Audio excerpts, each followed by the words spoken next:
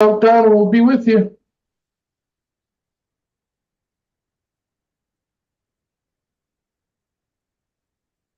The cool new timer I got for this week. Very nice. Very nice. Yeah, rub it in, dude. No, it looks good. I like it. Rubbing nothing in. No, it's going to be a good game. Yeah, plenty to discuss.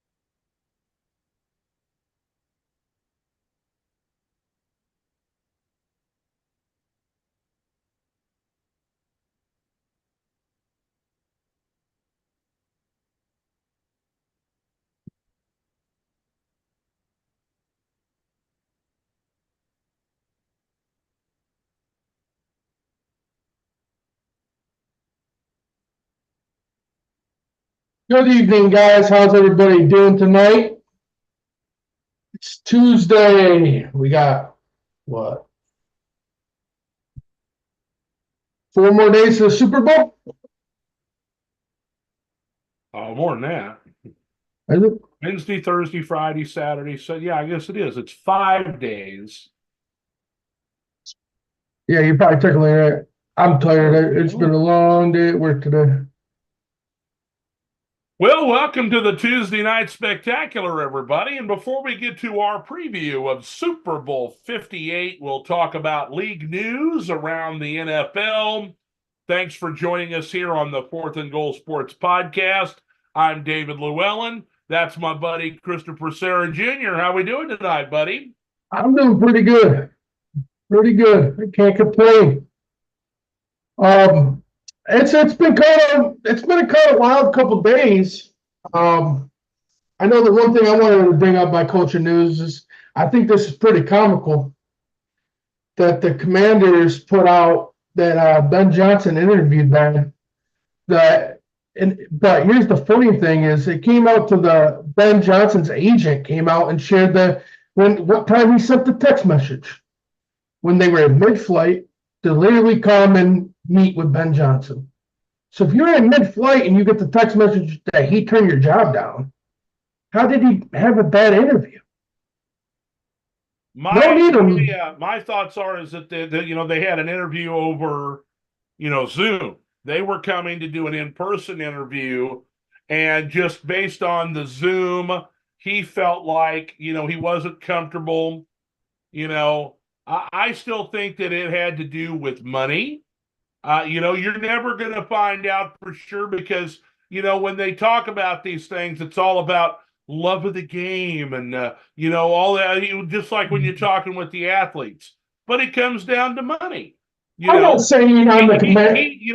When he was talking with them, he wasn't happy with the way things were being organized behind the scenes. You've got a couple different GMs there that were helping in the search, Rick Spielman and then the guy from basketball. And then they hired the 49ers guy. What is it, Peterson or something like that? Peters? Yeah, I believe so. So he's the new GM. And, he just didn't feel comfortable with the way things were unfolding. I don't think they offered him enough money. I think that he thought he was going to have a little bit more say. It wasn't organized the way he wanted it to be organized. He's happy in Detroit. I'm sure he's going to get a raise there, just like Bobby Slowick did in Houston, to remain the offensive coordinator with, Detroit in this case. And, he's just like, you know what? I can say it's unfinished business. His family's happy there. He's happy there. But it comes down to me where I'm not saying you're wrong because we don't know the numbers behind closed doors. We don't know everything that happened behind closed doors. But what tells me that Ben Johnson's telling the truth of the whole thing is I don't know if I mentioned this last week. I don't think I did because St. Brown had an interview, did his broadcast. And he had a clip where his brother asked him, when did you find out that Ben Johnson wasn't leaving Detroit? He said Ben Johnson called him literally that morning and woke him up out of bed with a phone call personally and said, and he's like, "Are you gone, coach?" And he's like, "No, I'm staying right here. I'm on my way to the stadium right now, and I want to stay here. My heart's here," and that's according to what he told St. Brown on the phone. Like you said, we don't know the truth, but to me, I'm going off of actions right now. We got a comment here from Mandy. She says, it's Super Bowl 54, which that's when these guys played the first time, and the score will be the same, 31-20. I posted comment trying to get people to tell us who they think's going to win, their pick for the Super Bowl, what the score will be. So, she thinks it'll be the same score. So it could be. This Super Bowl is going to be weird. I'm going to wait till we get to that part of the show. Right. But it's going to be a weird one because it's hard to predict this one. Yeah, I mean, and it is difficult because trying to be independent about things, I can see how each team can win the game. And like you said, we'll get to that. I want to go through real quick just, news and notes that I have wrote here. And some of it has to do with, we'll begin with head coaches. I made a mistake in our previous podcast. I incorrectly identified the new head coach of the Carolina Panthers as David Casillas. It's David Canales. And he's going to retain the defensive coordinator, Ejiro Evero. He's going to stay with Carolina. And they are pillaging the offensive staff from the Tampa Bay Buccaneers. They've already named the former wide receiver coach, the new offensive coordinator. They've brought the offensive line coach from Tampa Bay over to Carolina, and so a lot of the guys that he worked with in Tampa, he is bringing over on his offensive staff.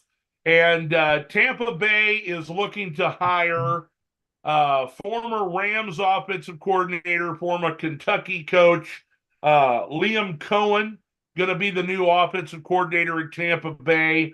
It's all but a done deal at this point, although we know, based on what's happened over the last week and a half, a deal's not a deal till the deal is signed. And I Yep. talk about, that's talking about Cliff Kingsbury. He Yep. was going to be the offensive coordinator with the Las Vegas Raiders. And talks broke down for some reason. I think it's because Washington offered more money. They've got the number 2 pick in the draft, so they've got a chance to draft Caleb Williams. And if they can, if Chicago decides to keep Justin Fields, and go in another direction, or they decide that, they want to pick a different quarterback because Caleb Williams, there's been whispers that perhaps he doesn't want to go to Chicago. I'm not going to sign with you if you draft me. Washington's right there. He knows Cliff Kingsbury. He'd be his offensive coordinator. They, of course, hired Dan Quinn, the former defensive coordinator of the Dallas Cowboys, to be the new head coach of the Washington Commanders. And that weakens the Cowboys in division, kind of like the hiring of the Tampa Bay offensive coordinator weakens Tampa Bay with him moving to Carolina in division. And so then that leaves us with the story on Eric Bieniemy. Bieniemy leaves the Kansas City Chiefs last year to become the offensive coordinator in Washington because, people are making excuses, is what I call it, for why he doesn't have a head coaching job. Okay. He's basically been, grooming and taking care of Patrick Mahomes. They've been to 3, Super Bowls, with him there. And, they had 1, 2. And so, why is, well, he doesn't interview well. Well, he doesn't actually call the plays. Andy Reid calls the plays. So he leaves to go somewhere to call the plays. And there are times you can see his offense worked in Washington. Okay. You got a comment, by the way. They just did not have enough good players on the team. The offensive line was in shambles. You're dealing with a not elite quarterback in Sam Howell, and between that and injuries, and, they had a rough schedule. They just didn't work out for him. He interviewed for the head coaching job in Washington. I thought he may get it after Ben Johnson turned him down. But now he's out in the cold because he doesn't have a spot on the, Dan Quinn said he doesn't have a spot on the coaching staff. And so he's basically a free agent and could go anywhere. And we've talked, and other people have talked about the possibility that Andy Reid may retire. I don't think that's happening anytime soon. But I just heard the report. If it did, Eric Bieniemy would be at the top of the list to come back, because they wouldn't have to change anything. You No. know, Eric Bieniemy could become the head coach of the Chiefs, and he just has Matt Nagy as his offensive coordinator, and the two of them combine their skills for the game plans, and they can pick who's going to call the plays. And I think that that would work out good for them, but I don't think that that's going to happen. I don't think Andy's going anywhere soon. Belichick is 72 and he was still coaching. Andy Reid's only 65. He loves the game, and I don't think that there's any chance he's not going to retire. Travis Kelce's not going to retire.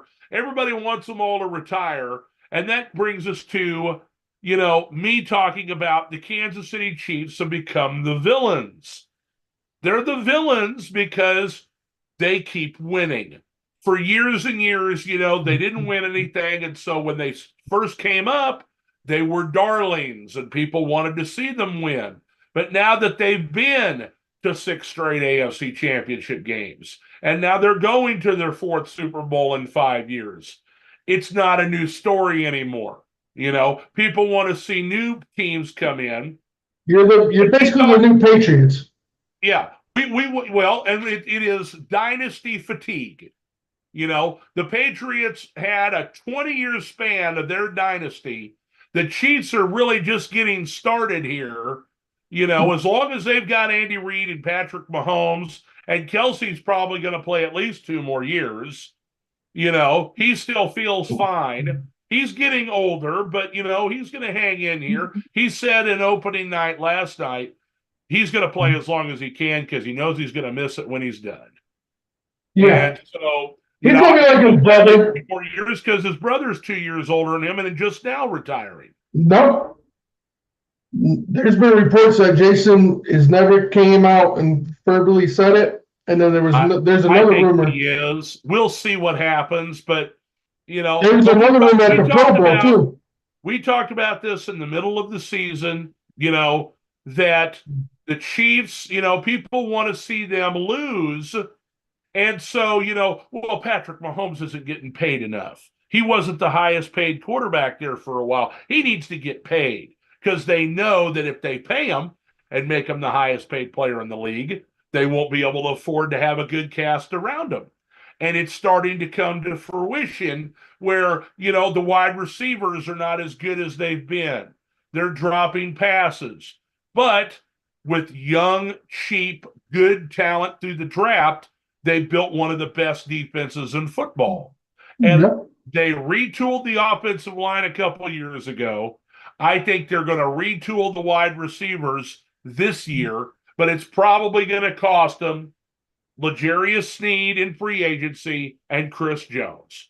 But they've got other guys that they think, as good as they played this year, they probably think, if we lose a couple guys on the defense, we'll fall back a little bit. But with that money, we'll be able to make the team a lot better overall than, just concentrating all our money on a few players. Exactly. No, I mean that's you guys really have no choice but to do that anyway because of the cap.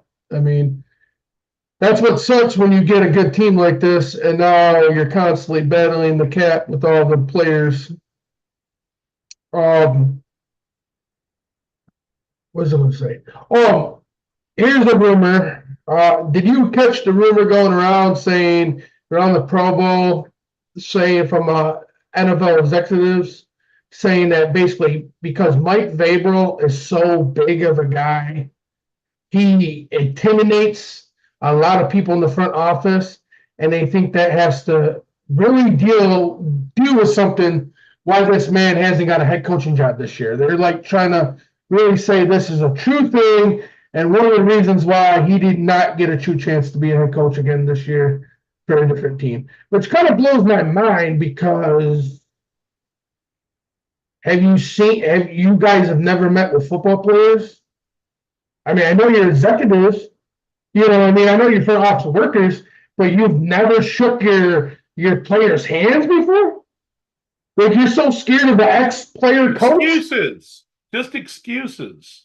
I just think So it's stupid. comical. It's like the most comical thing I still can't get over that damn rumor, David, because I'm like, so you're telling me the GM and the owners have never met their best defensive tackle or their best linebacker in person?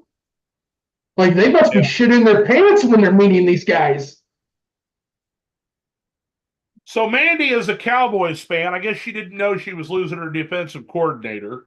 And, she's mad because they didn't get rid of Mike McCarthy and keep Dan Quinn probably as the head coach. I'm just glad they didn't hire Bill Belichick. Then they'd be insufferable, you know. Honestly, to bring that up, and I know this Super Bowl, so we're not going to get much into this when I do say it, and I can't wait till the offseason discussions when we do start breaking down rosters, because you know who's going to be a fun team to fucking watch?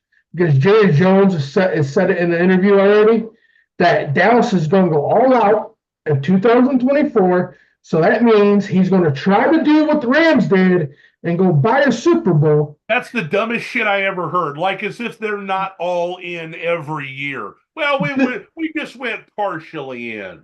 Whatever. Exactly. That's the So dumbest shit I ever heard. it You is dumb.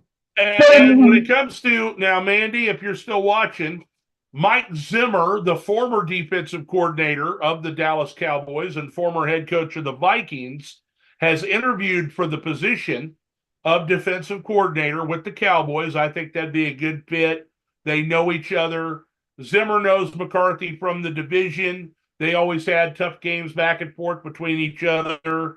And, Mike's been in Dallas before. So I could see that being a fit there. But yeah, no, that's that. Oh, we're all in this year. You mean you weren't all in last year? You what know? what I'm thinking he means is he's going to go out in free agency and spend every last dime of his salary cap to try to win a Super Bowl because he knows he's getting really old and he may and his chances are getting limited. Which I don't know if this is the case, but this is why I'm bringing it up.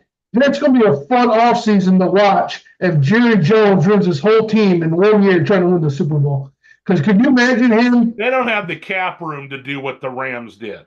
I Okay. didn't think They, so. they don't. Especially, they're going to have to pay CeeDee Lamb soon. They're going to have to pay Micah Parsons soon. Okay. And unless they are trading somebody away, they're getting ready to have the final year of the contract for Dak Prescott. He's scheduled to make $59 million this year. That they're going to have to renegotiate or extend them out to spread that money, a long way, or they're going to be in deep kimchi, as they would say. Yeah, so I'm just curious to see how this offseason plays out with them. It's going to be pretty funny, but that's my reason why. That's kind of why I didn't see Mike McCarthy getting fired, is because Jerry Jones don't want to start over with the new coach, new offense stuff. I mean, that's He why he wants held that on to Super Jason Bowl. Garrett so long because he doesn't want to have to reboot things. Mandy says CD deserves a payday, and I Oh, agree. But the problem is that he's an elite player, and he's going to want Tyreek Hill $28 million so money. so it's up there on the Cowboys, and thank you for bringing this up, Mandy. I really appreciate you bringing that name. I don't know if you caught it, but in the interview, now I just want to get this straight. No Detroit fan brought up Detroit Lions America team.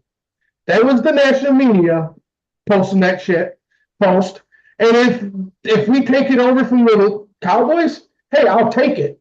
But our fan base, our city, did not start America's team. That was the national media, ESPN, coming up with those articles. So in the Pro Bowl, they asked CC Lamb or Lamb about it, and he said, "So Detroit has one good season, and now all of a sudden they're America's team," and then just laughed and walked off. So they went up to Gibbs and told him Lamb's response to Detroit being a new America's team. Gibbs turned around and goes, "Well, the funny thing is, we still got more playoff wins than the Rams does."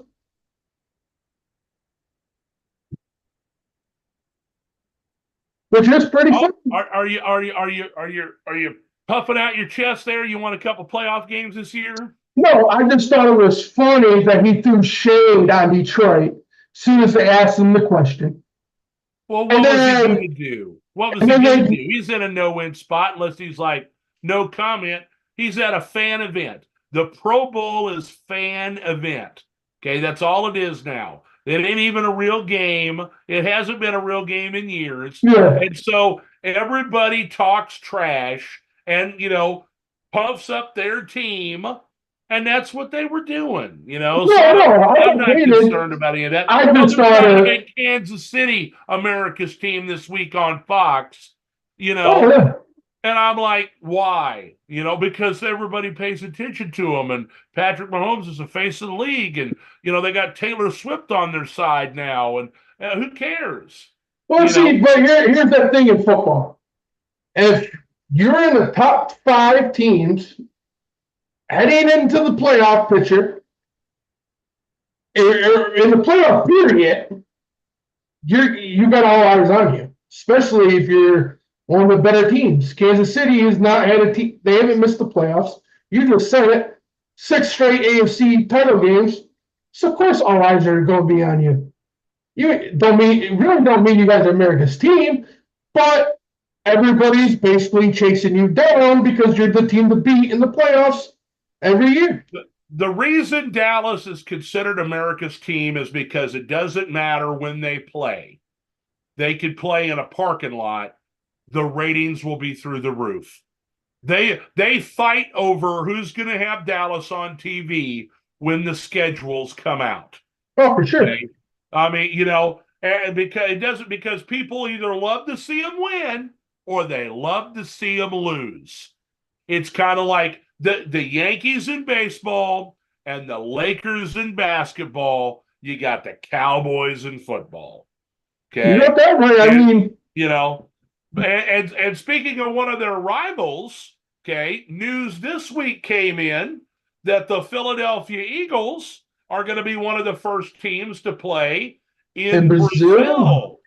So that'll be interesting. We've got an international game, and it is the second day of the season. They always have the Thursday night kickoff between the Super Bowl champion playing somebody, and they can get away with it on a Friday because it's out of the country. Okay? There are rules in the United States that the NFL cannot play on Friday because it violates the sanctity of high school football. I'm still pissed at the league for doing this. Because it's out of the country, okay, that's how they're able to have the game on a Friday. So they're going to play somebody on a Friday, the first, game of the season. It's the second day of the season, technically. They're going to play somebody in Sao Paulo, Brazil. I wanted to bring this up too. I don't really care about playing a game in Brazil. That's cool. That's awesome. Well, but I'm still pissed about having a game on Friday. Friday's like the worst day. Well, I mean, it'll be in the evening because it's local time. Okay? I know that. Prime time game. I bet Amazon ends up having it. Probably. Because they don't have a Thursday night opener, or whatever. It's NBC has the Thursday night game, and you don't have a Thursday night game until week 2 on Amazon. So that'll probably be a streaming only show in prime time. Okay. And they'll have, if they play Monday Night Football in week 2, they'll have 10 days to recover from the long ass flight. Because it's like 8 or 9 hours to get down there and back each way. I mean, at least they were smart about it, gave it and did it week 1 instead of like week 13. Yeah, there's some crazy shit. Mini bye. They'll have a mini bye. Whoever wins the Super Bowl will have a little mini bye, and whoever they're playing will have a mini bye.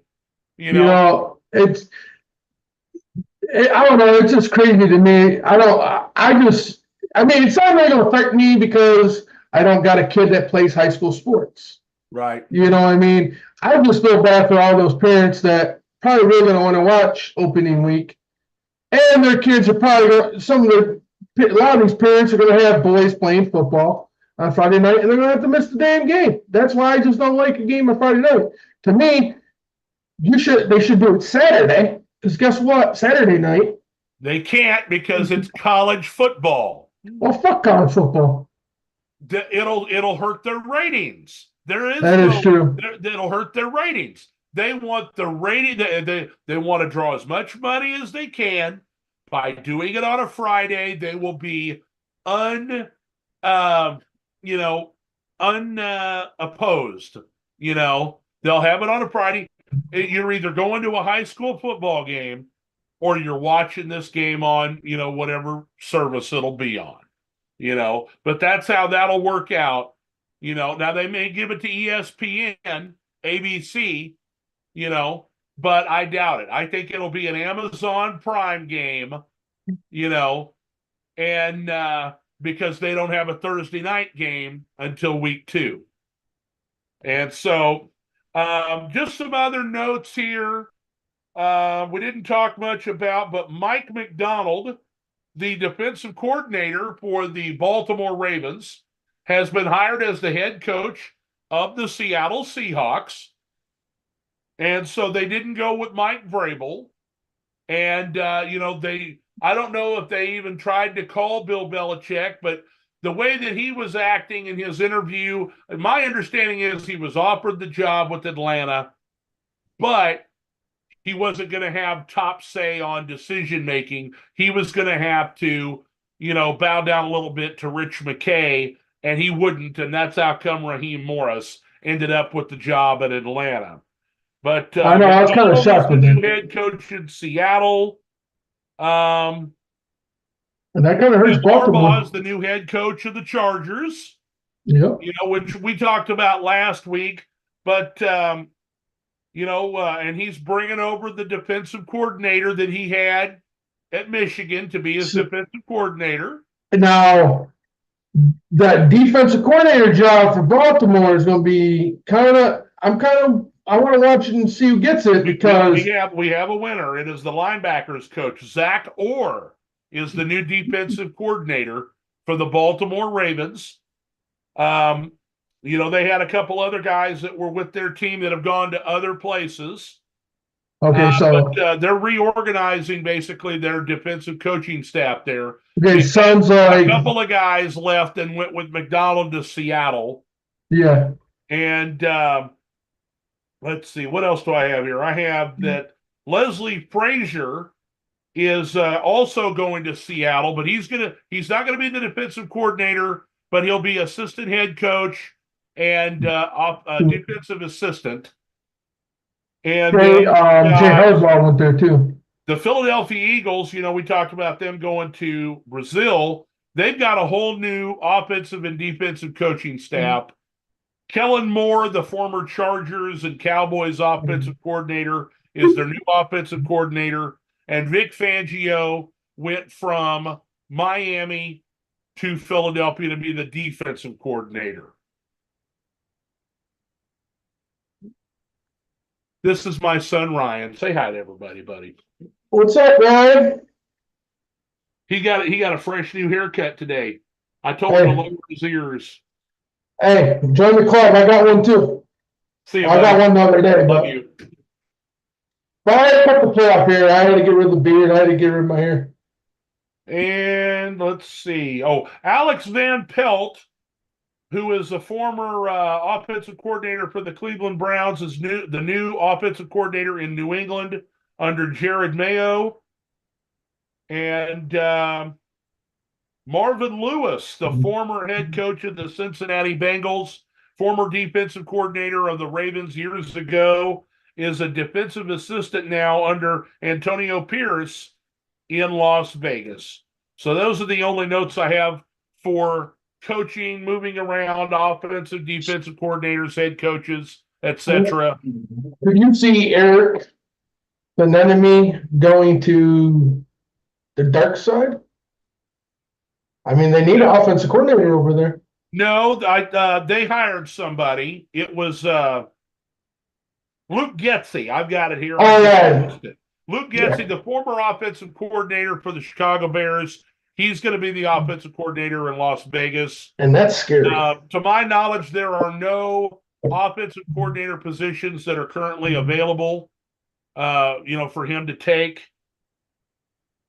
And so, Mandy, I'm going to build a stadium in Escanaba and start a whole. So you're telling me you live in the state of Michigan and the Upper Peninsula, and you're a Cowboys fan?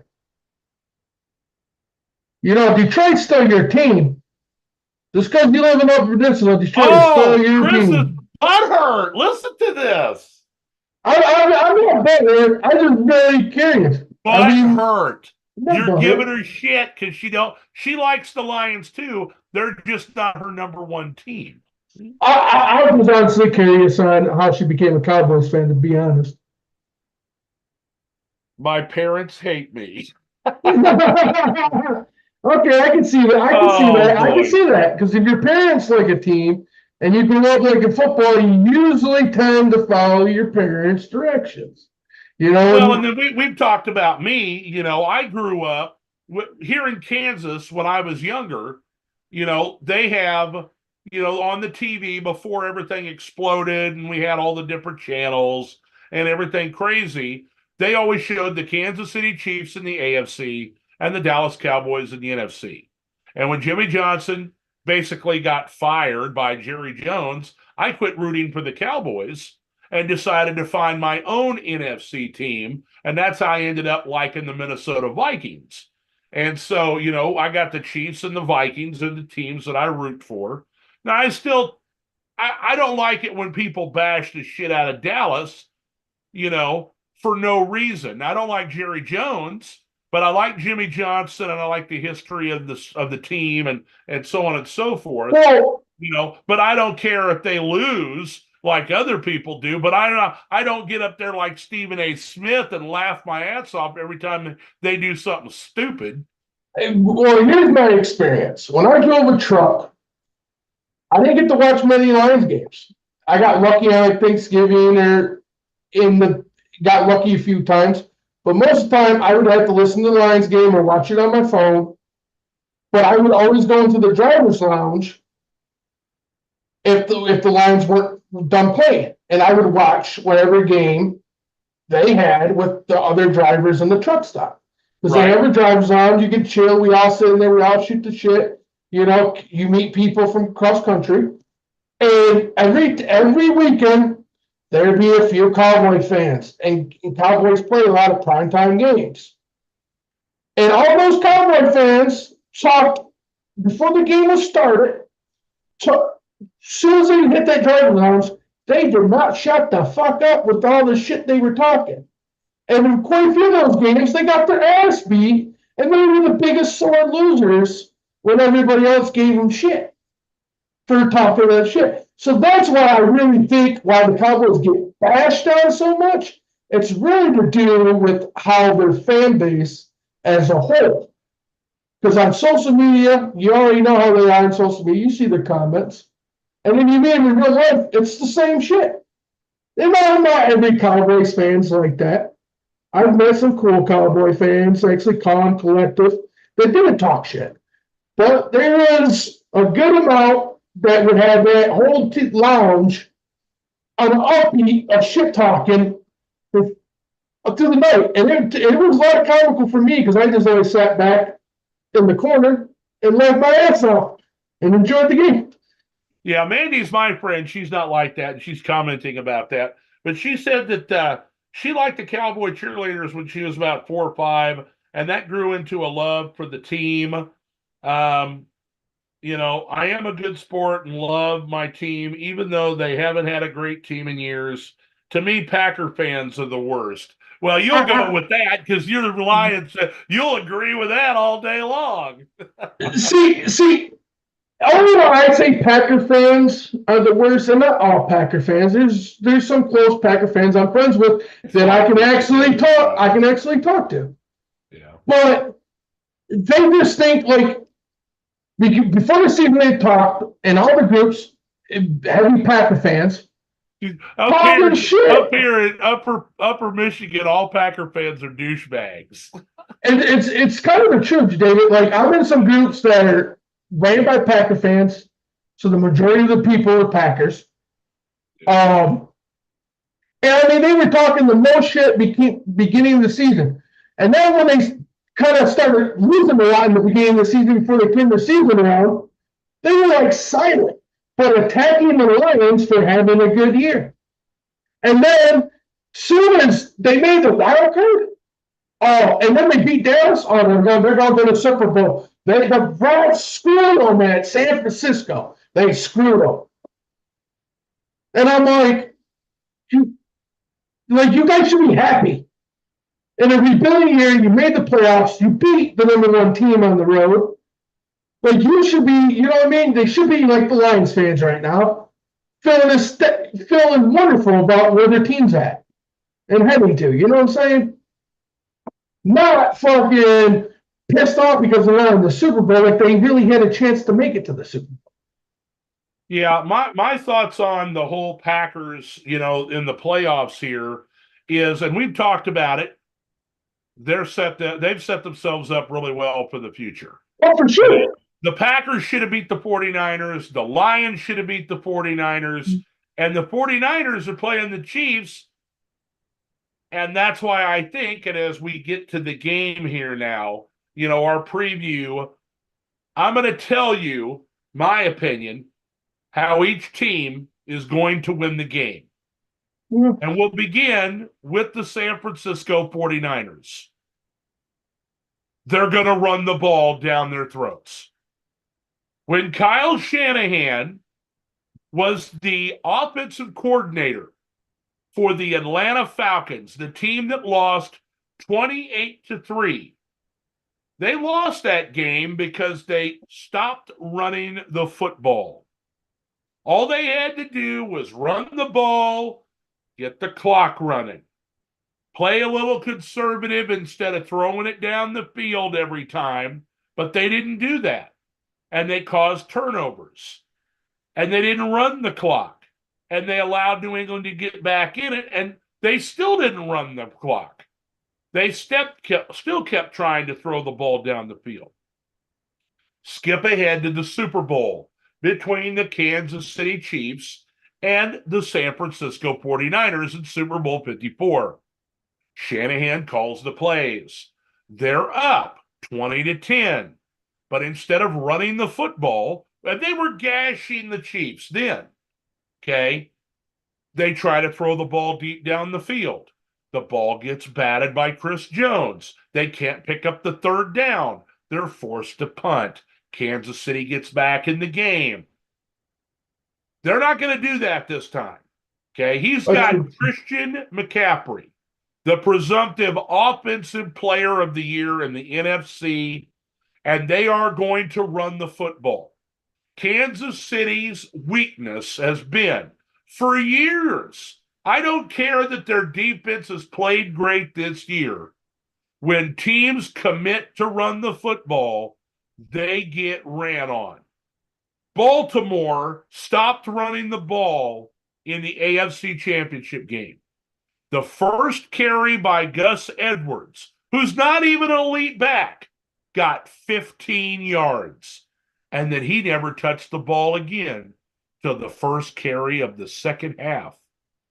They stopped running the football. The Lions did San it. Francisco is not going to stop running the football. Okay. They're going to continue to run the football because the secondary of the Kansas City Chiefs is elite. They have an all-pro corner on one side and a guy who should have been named an all-pro corner on the other side. McDuffie got the all-pro nod. Snead, who's been facing the number one guys all year long, he got a Pro Bowl, invite by, whoever the team coach was, because the voting didn't come up with him as a Pro Bowler previously. Okay. They have an elite secondary. They might be able to get open a few times, and they can dink and dunk, which is the West Coast offense. that they run, okay, but they're not going to stop running the football. And whether it be Deebo Samuel to give Christian McCaffrey a break, between those two, if they dink and dunk to Ayuk and Kittle, they don't turn the football over. Kansas City's defense is missing a pass rusher. Charles Omenihu tore his ACL in the AFC Championship game. That's how the San Francisco 49ers win the game, is by running the ball. Chris, how do you think the 49ers win the game? I think you got to run the ball. You also need to score as many times as you can, because the biggest weakness I think KC faces is their offense right now. It's not a huge downgrade though either. But let's be real. The receiving, touching the ball Rice has been great this playoff run. And Kelsey has been Kelsey the playoffs as well. But you take those two guys out, and then you start making Patrick Mahomes throw to other players other than the other tight end that's been having bad games throughout the season and not catching the balls and dropping. Now you've got the chance, as long as San Francisco keeps running the ball and putting points on the board.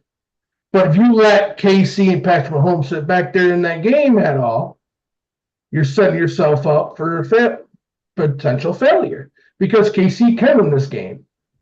KC's defense is not a joke.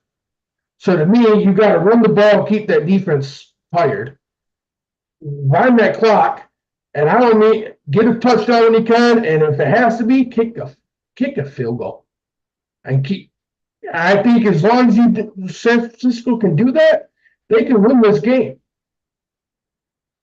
But to me, they have to put the pressure on KC's offense. Yeah. Now I'm going to tell you how the Kansas City Chiefs win the game. Same thing. Run the football. Okay? When the Detroit Lions played against the 49ers, they gashed them in the first half, and they stopped running it in the second half. Well, unfortunately, when the Packers were playing against the 49ers, they gashed them with the run too. Okay? We are going to see a heavy dose of Isaiah Pacheco from the Kansas City Chiefs. We'll see some Clyde Edwards-Helaire. I don't think Jerick McKinnon's going to play. Okay? But we'll see a lot of Clyde Edwards-Helaire, and we'll see a lot of Isaiah Pacheco. You don't think whoever's running the football better hold on to the ball, because Greenlaw and Warner are going to do their best, especially against CEH, to try and strip the football, because these guys are susceptible to that. But Kansas City can run the ball effectively. Patrick Mahomes takes off and runs when he needs to. Okay, he puts the cape on and becomes Superman. If the defense can hold their water and they gang up on the run and they hold the 49ers to under 27 points, like they have done to all the teams they have played this year, Kansas City will have a chance. Because Kansas City, I think that Patrick Mahomes has changed the way he plays the game. We've heard about it on Fox. We've heard about it on, the Dan Patrick Show on ESPN. Rather than forcing the ball, to his receivers, where either they drop the ball or it gets tipped in the air and intercepted, they just move the sticks. They nickel and dime it and get it down the field, almost like a Tom Brady Patriots team has done in the past. When they didn't have Randy Moss or big-time receivers, like Edelman or Welker, they would nickel and dime the ball down the field, and that's what they do. That's what they did against Baltimore. They didn't have to score. They just ran clock, maintained a 2-score lead, and then when Baltimore got close, they made plays to stay out in front and ahead of them. And that's what they'll have to do against the 49ers, whose offense can explode and the Chiefs better bring their A game. Both teams will play tough defense. Both teams have to run the football. Brock Purdy is not a weakness for the 49ers. Okay. Both teams really are almost mirror images of one another. You know, it's not surprising in my mind that they are facing each other for the second time in 5 years in the Super Bowl. How do you think Kansas City wins the game, Chris? I think Case by their defense, because I don't think Brock Purdy is a complete weakness. I don't think he's a shit quarterback. I think the kid's a good quarterback, and he's going to be a good quarterback for a while. I'm not buying this shit just because he's on a good team. I mean, don't get me wrong, it helps. But to me, the kid, what really helped him beat the Lions, not only the 4th and goal and then scoring a touchdown and the fumble. I mean, right there, tying the game as fast as they did in that game, that's what took the run game away from Detroit somewhat. I still agree we should run the ball. Get the points. Doesn't matter which team it is. Kick your field goals. Take the points. Kansas City has a weakness offensively when it comes to short yardage.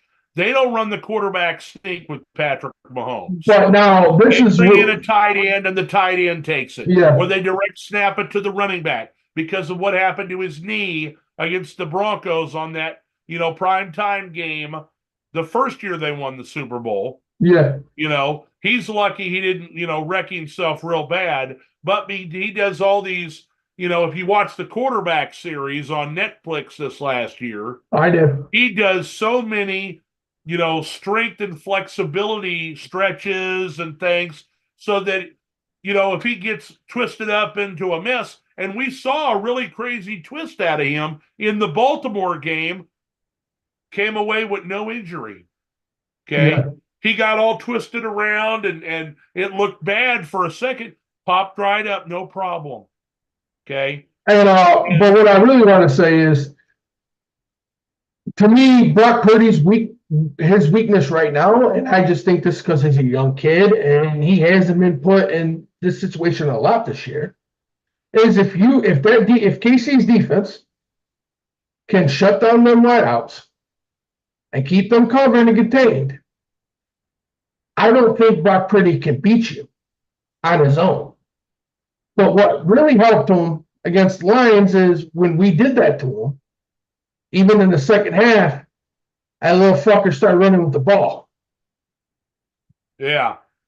And he picked up a few first downs, and that's what truly killed us.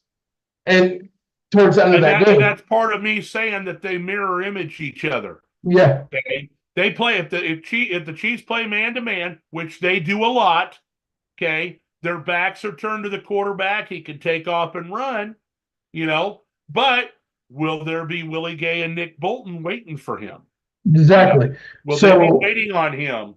And so, listen, I have doubted the Chiefs, okay, throughout the playoffs. I root for them. I want the Chiefs to win. So I'm going to stick with what I have done so far because I am superstitious. I picked Buffalo. I thought Buffalo was going to be the one to knock the Chiefs out. I picked Baltimore. I thought Baltimore was going to be the one to knock the Chiefs out. So I'm picking San Francisco to be the one to knock the Chiefs out. Now I'm rooting for Kansas City, okay, to win the game. But I think the final score of the game will be 27-23. And I think that Christian McCaffrey wins the MVP of the Super Bowl. I'm going to take the 49ers, Chris. I'm going to take the Chiefs. Because and if the Chiefs win, is Isaiah Pacheco the MVP for them? And only why I'm taking the Chiefs, just because I don't want to see the 49ers win it. But I won't be that mad if they do win it. Right. But why my main reason is because I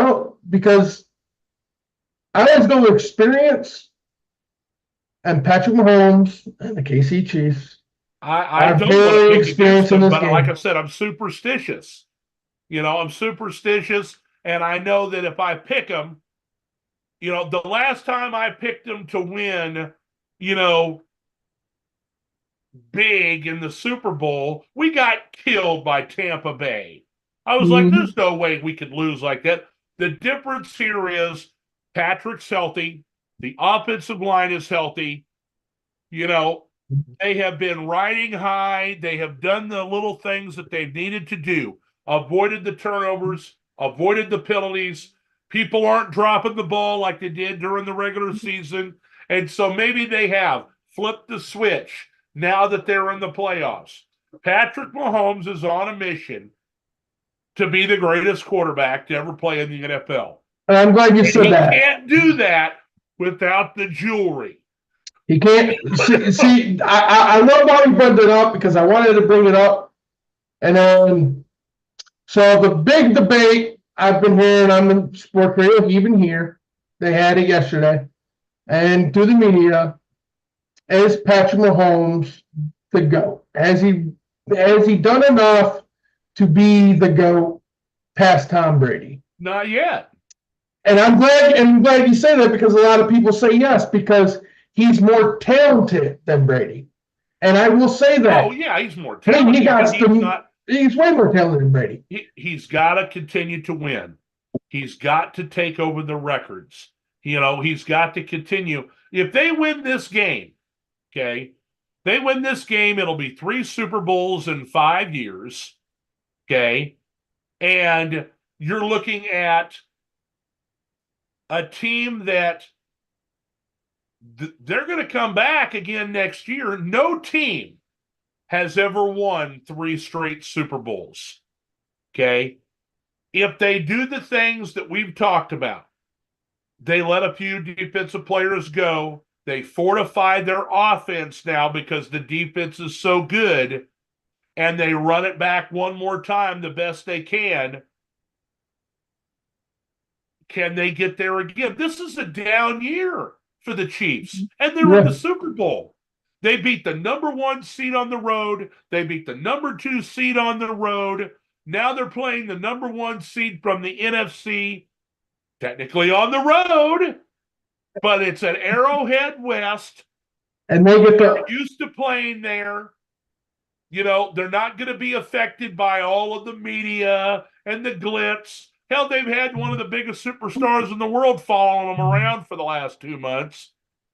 I So got having other major stars hanging out and being around shouldn't really affect them. They know what to do. I just like Chris Sims said on Pro Football Talk today, I'm still stunned the Chiefs aren't favored to win the game. I But mean, to me, you can't pick against them. That's why I picked the Chiefs. I mean, yeah, that's what I never picked against Brady. I actually, for the fun when Brady went to the Tampa Bay Buccaneers, I had a backup account that I made just for sharing videos back when I used to do a different type of broadcast in a different group some years ago. And I kept that broadcast, and a lot of people didn't know that profile. So I thought for shits and giggles to get Renegades wild up because the Chiefs, I believe, were just won the Super Bowl the year before he went to Tampa. And when he went to Tampa Bay, we had a bunch of Chiefs fans. That's how I met you. That's when the Renegades became very heavy and the Chiefs fandom. So I took my backup account that no one knew was me. I changed the name to Mark Johnson. I put pictures of Tom Brady, the Buccaneers, and I started going to Renegades. We got the GOAT. We're going to win the Super Bowl. Day one after he signed the damn contract in preseason. And everybody blew their minds like the admin behind closed doors. You know, they're like, how the fuck did you predict the Super Bowl? And I was like, I just knew when Tom Brady left, something really in my gut told me that Tom Brady, there's no way Tom Brady don't win the Super Bowl. I believe they would make the playoffs and that they would win some games. I didn't think they'd be that good, And Yeah. they lost to Chicago that year, on Mhm. like the Thursday night game in an ugly game that was in the rain. I Yep. was like, well, probably not. But Green Bay pissed the fucking game off in the NFC Championship game. Oh, yeah, we did. Bad clock management. Aaron Rodgers is done scared to throw an interception. You know, uh, they won fair and square. They won fair and square. Um, But so Mandy there's got the always comment. something. There's always something that comes up. Mandy is like Mahomes more talented than the GOAT. No way. This sounds like the Jordan James argument in the NBA. Nonsense. Well, I don't think it is nonsense. No, it's not Okay. nonsense. And I mean, listen to it's this, way Mandy. too early to predict what he's going to do the rest of his career. Okay. But he's already won more playoff games. No one has been to 6 straight conference championship games. No, not even Tom Okay. Brady. Patrick Mahomes has lost 2 playoff games. Both the Tom One Brady. to Tom Brady and one to Joe Burrow, and both of them were in overtime. Well, technically, he He lost has 3. never, as a starter, not played in the AFC Championship game. Yep. Okay. But see, here's the thing, though, Mandy, too, is you got to look at the players, not the records, not what they've done. Look at Mahomes tape and how he plays the game, and watch him live. Watch Brady live. Go watch a Brady game live. Brady can't do half of what Patrick Mahomes can do on the field. And guess what? I'm a Michigan fan. I love Tom Brady, especially when the Lions sucked all those years. I rooted for Tom Brady in every fucking Super Bowl. Brady got better and Brady better won and me a better lot of over money. time.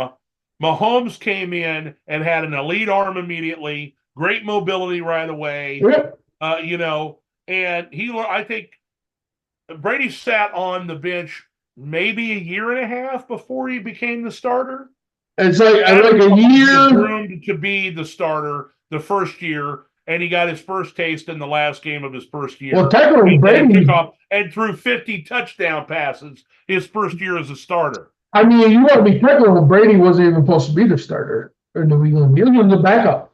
Yeah. He just got lucky that Drew Bledsoe got hurt, and he got the team, and he took them right to the Super Bowl and won the Super Bowl. And as soon as he won the Super Bowl, they were never going to pick the starting position away from him. But what Brady does have, and why Brady has been the best quarterback to ever play the game, is his brain and his smarts. The draw of the fans, that's ridiculous in my opinion. Yeah. Andy says he's got a long way to go to be Brady, and we understand that.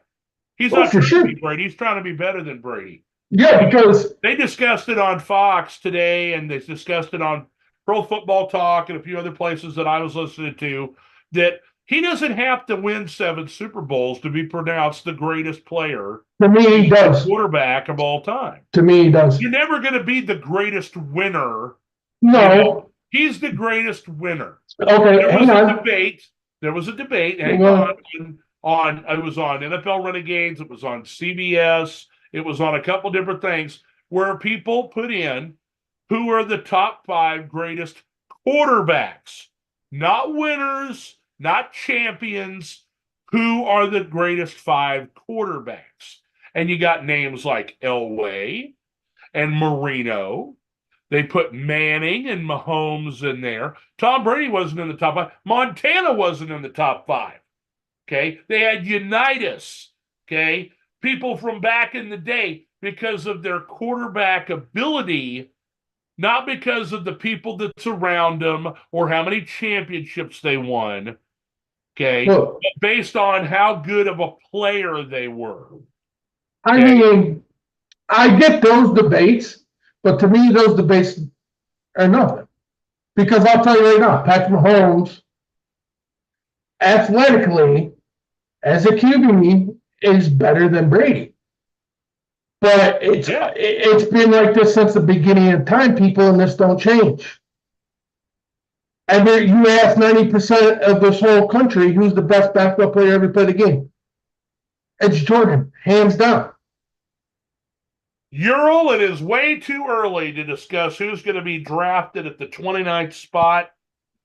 We will have a draft special. We'll be talking about, after free agency, what we generally do. And this is only going to be our second year, doing the podcast. We're coming up on our 1 year anniversary. We'll have a mock draft, and we'll get a hold of people and, get a hold of them to where we can run a mock draft of the first round only.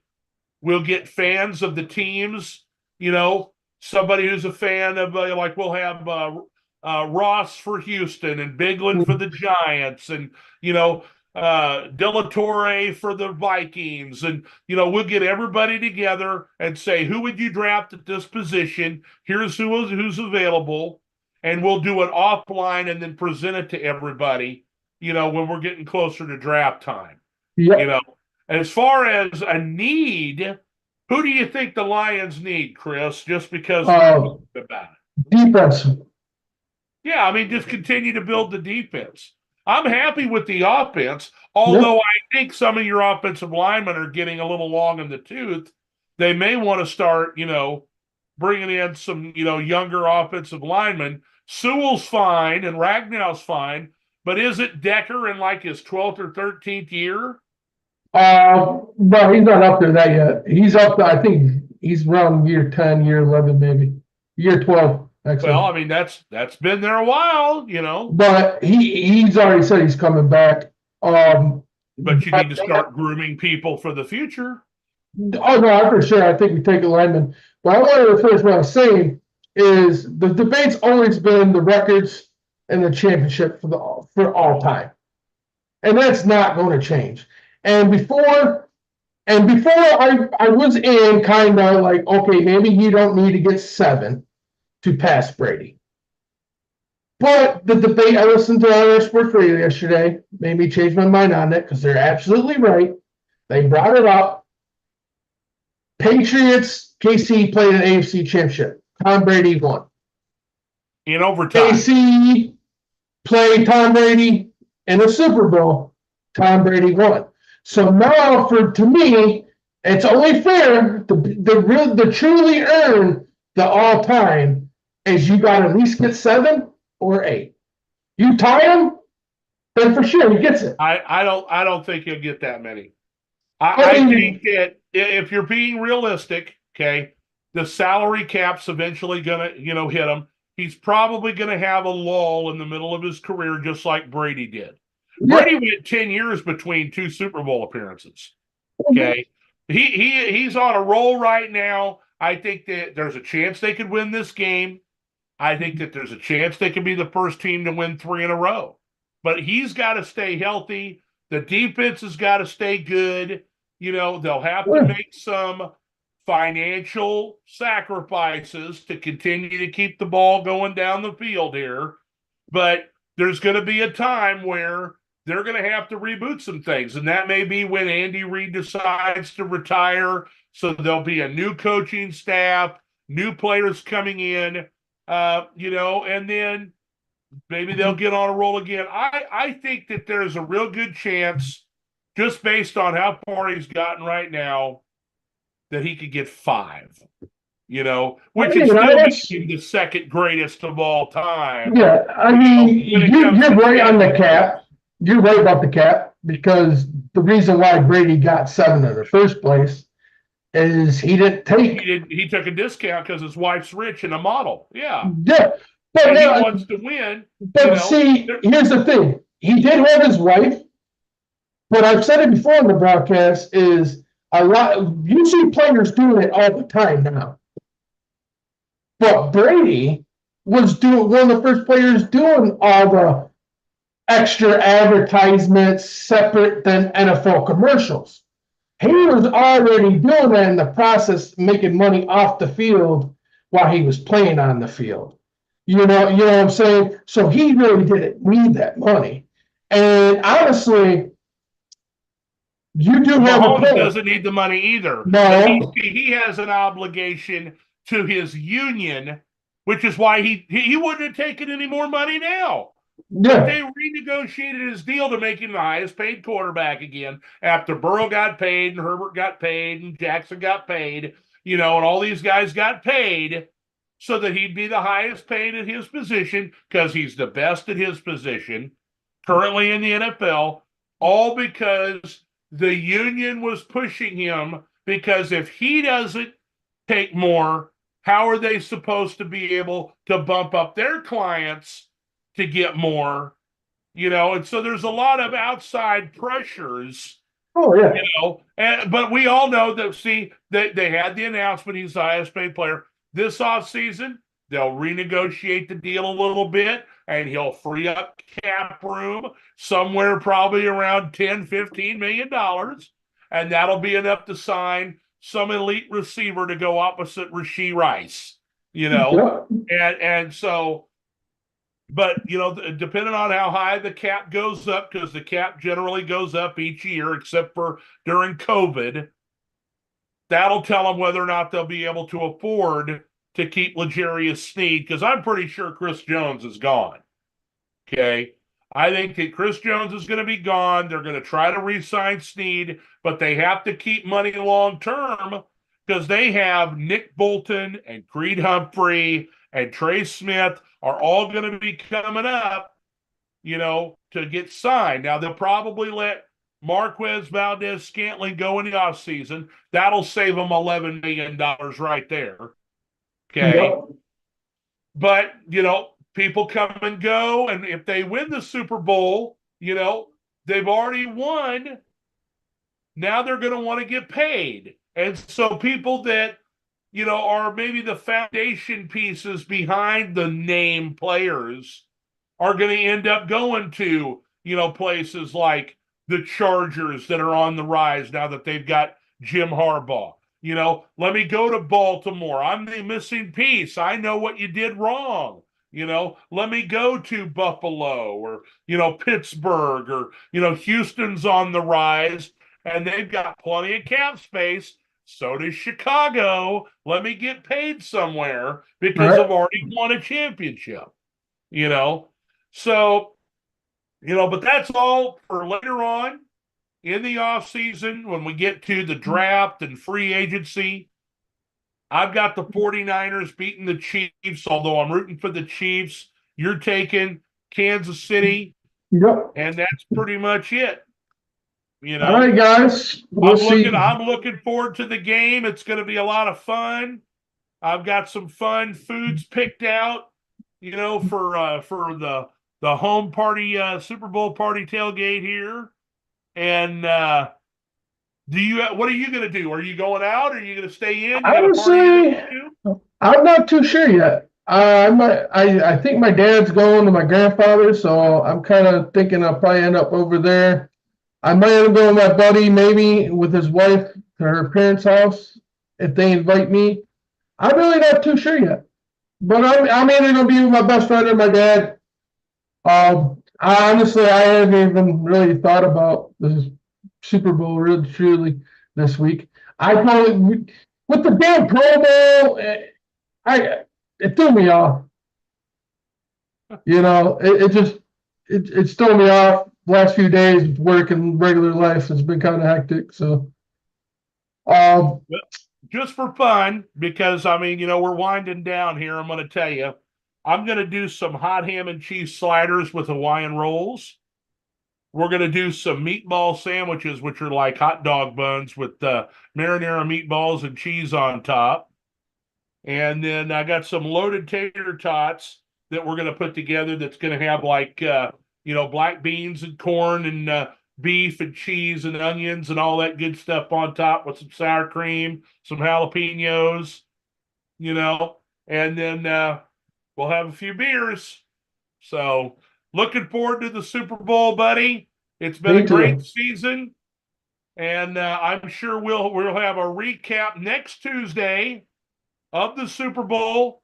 And then we're going to take a break until free agency, I think. Isn't that right? Yeah, unless something happens, something huge happens, then we'll live. I mean, don't get me wrong, we might pop in and do a show here and there between free agency, just depending on how David feels. I think you mentioned you want to get your computer looked at. So really depends on that. And I got some few upgrading things I want to do because I'm hoping by time we start the next year cycle that I can upgrade our whole server here and be on a whole different type of platform. We'll still be on all of our platforms. I think the only one we might lose is Kick, unfortunately. But it's going to be a lot easier seeing your comments with the new one because we can see it on the screen. Cool. So that is huge. But other than that, I'm excited. I might drink a couple beers this Sunday for the Super Bowl. I haven't decided. I've decided to get back on my healthy ways and start going to the gym again. And so we'll see how I'm feeling. If I feel like I earned a beer or not, I might drink one. I might just drink water. But, all right, buddy. All right, guys. We'll see you next Tuesday for sure. Thank you for joining us. It's been fun. We'll see you next week to recap Super Bowl 58. Sounds good. Everybody have a wonderful weekend. Enjoy the Super Bowl. If you go out to friends drinking, be responsible. Call an Uber, folks. Exactly. And I meant to say this in the beginning of the show, but might as well say it now. Rest in peace to music icon Toby Keith. Yeah, that's sad. Only 62. Yeah. I mean, I knew he got cancer, but I didn't know how bad he was. I didn't even know anything was wrong. Yeah, like they mentioned he had cancer. To break out the red Solo cups for the Super Bowl. I think everybody should. Red Solo cups. Game to party. All right, I'm sick of my day job. We're done singing. All right, good luck Sunday, David. Enjoy it. Are you betting anything for the Super Bowl? Oh, I forgot to say I've got some best bets. Take the over on the rushing yards for both the running backs. I mean, that's the deal right there. I'm telling you, one of these running backs, and of course I say that, and they'll air it out, and it'll be a fireworks bonanza. But I think it's going to be running game, defense, pick up the first downs where you can, try not to turn the ball over, low-scoring affair, and one of the running backs will win the MVP. I was thinking about, I spent about $60 in squares. So if I bet anything on an app, I was thinking about maybe doing a $5 parlay like I did last year.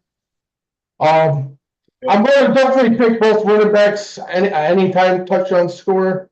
That's for sure. Yeah, both of them touchdown score and overall. And I'll probably maybe try to get a Travis Kelce in there with the Chiefs winning. I can see if they get to where, if it turns into a scoring fest, I think you'll have Pacheco, Kelce, Mahomes runs it in for the Chiefs. You'll have Kittle, Debo, and McCaffrey for the 49ers. I agree.